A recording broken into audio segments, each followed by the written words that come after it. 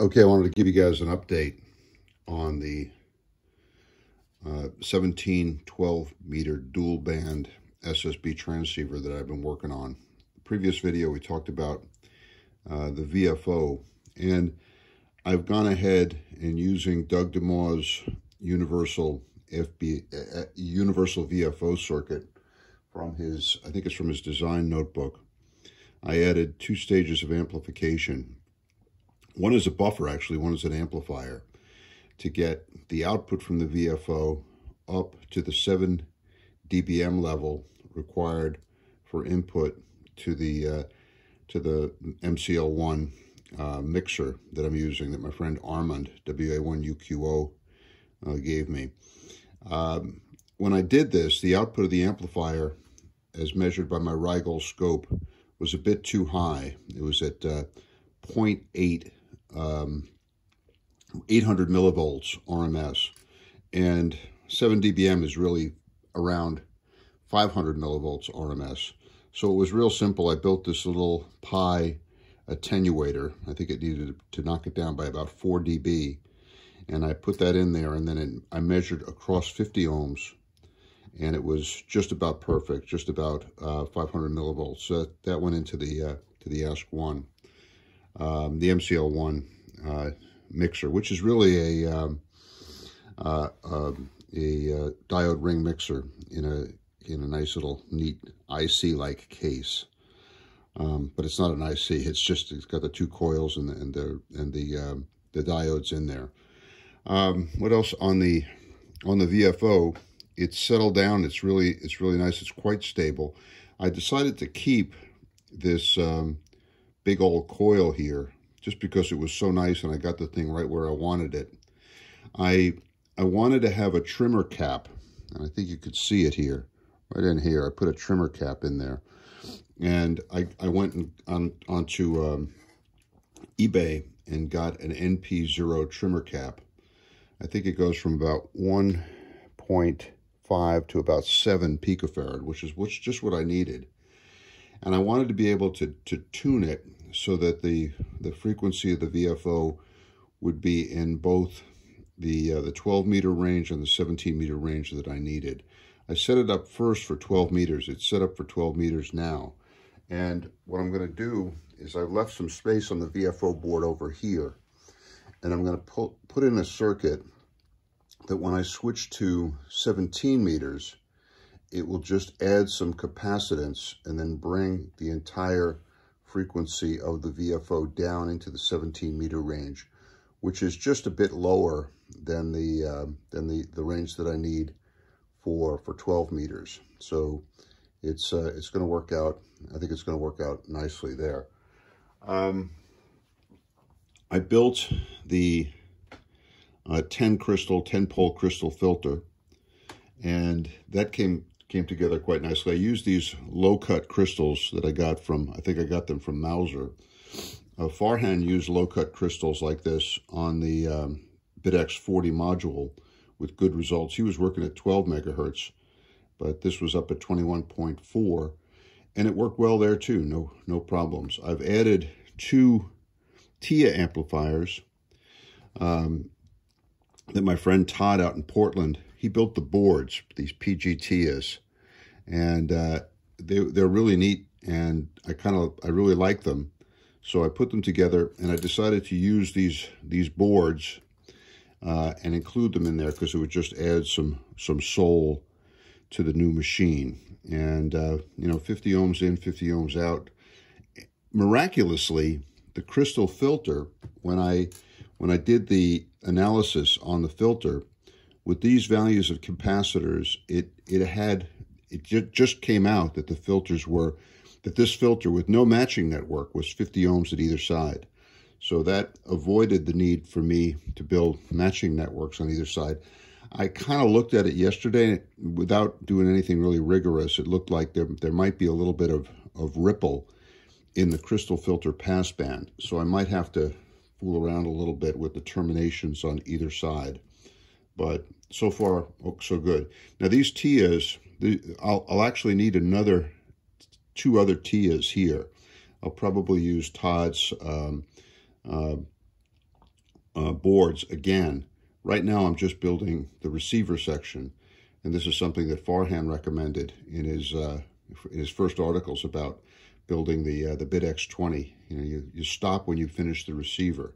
So we're getting to that point where we're almost finished the receiver, and I built something here. Actually, there's two circuits here. They're close together.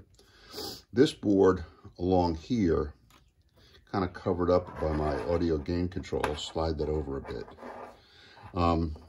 We start out up here with a variable crystal oscillator at 21.4. All right, so here's a trimmer for it, and I use this big old 1.5 millihenry inductor and a capacitor, an NPO capacitor, no, not an NPO capacitor, but going up from 10 to 75 picofarads.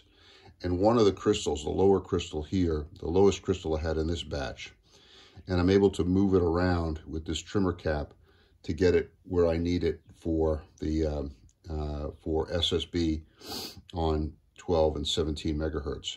And then I have here, actually I found that the output of this thing was not quite enough, so I needed to add one little stage of amplification. And then it goes to the double diode, the two diode trifiller. It's not doubly balanced, it's singly balanced product detector, and then a doubly balanced mixer for transmit. From that, the signal comes over here, and this is the audio amplifier stage. So we have audio coming out here, and you know, look, you have the way. Let's take a look at the signal path. It comes in, boom, comes to the mixer, comes out of the mixer. Now it's at 21.4, comes through here, 21.4 comes through here. It mixes with the RF from the beat frequency oscillator on the receive side, and then audio comes out here. This is one stage of audio amplification, and then I use one of these little boards with an LM386 chip on it, and out it goes. So that's all working pretty well. I mean, I could turn it on. I can actually hear band noise. I have not yet built the bandpass filter, and I'm looking at what I'm going to do. I think I'm going to go with a simple bandpass filter. The first bandpass filter I'm going to build is for 12 meters, and I've been looking at experimental methods for RF design on page 314 in that great book. They have some really good double tune circuits, and so I'll put them up here. All this real estate up here on the board is reserved for the transmit circuits, the power amplifier and everything else. But it's coming together real well, and I have high hopes that it'll work on both 17 and 12. One little minor problem that the International Brotherhood of Electronic Wizards might be able to help me on is this. Look, this capacitor came out of an HT37, not my HT37, but an HT37. Pete Giuliano N6QW recommended that I get it, and I did. It was a good move. It's got these really neat kind of temperature compensation capacitors in here. I really like that circuit. Mike WU2D was talking about this particular circuit just around the time that I looked up from the bench and I realized that I had one sitting right in front of me as I was watching Mike's video.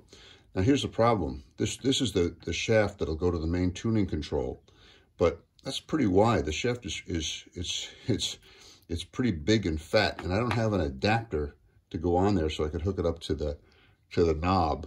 So if anybody out there has an adapter or any ideas about how I can kind of extend this out a little bit to put it onto a knob, I know you guys will probably have some great ideas and maybe something in the junk box that'll help with that. So looking ahead, the first thing I'm going to do today is I'll basically finish the 12 meter receiver.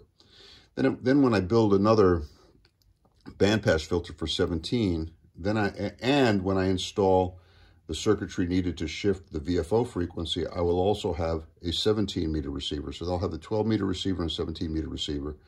Then I'll put in additional TIAs for the transmitter, build the power amplifier circuitry and the low pass filter that is necessary here at the end. And at that point, it'll be ready to kind of box up and put on the bands in time for cycle 25 to be approaching its peak. That'll be done long before the peak, I think. But it's been a fun project.